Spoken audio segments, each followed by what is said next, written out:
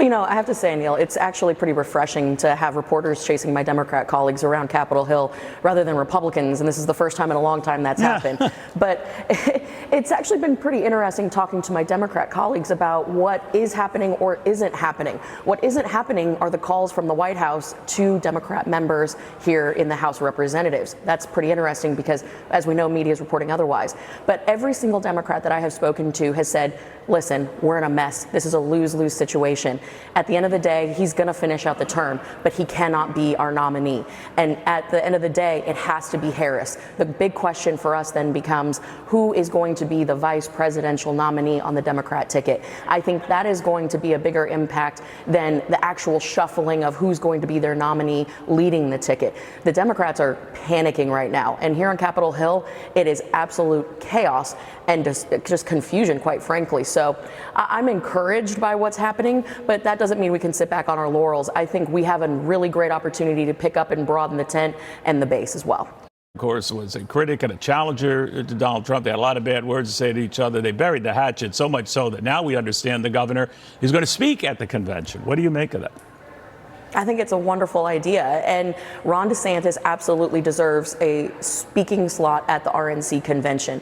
He has done remarkable work in advancing freedom and liberty in the Sunshine State. His track record as governor is phenomenal, and so it's a natural progression that he is going to be standing there on stage talking about how we're going to make America Florida.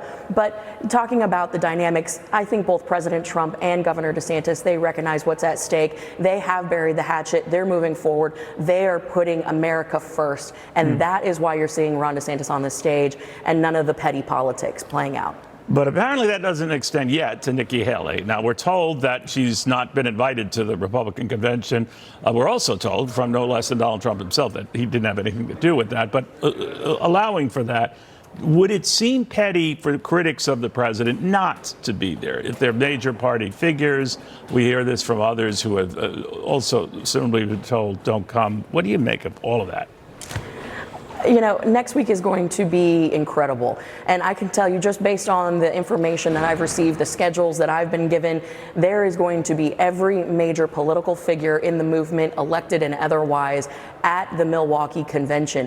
Because one thing that we have going for us that the Democrats don't is unity. We are united behind our nominee, Donald J. Trump, for president.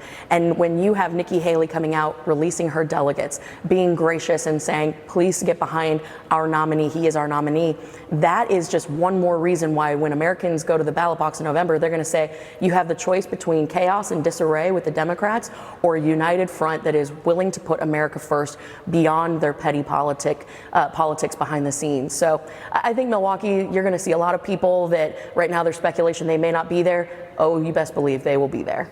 All right. We'll watch it closely. Congresswoman, always great catching up with you. Thank you very much. Good to see you. Thank you.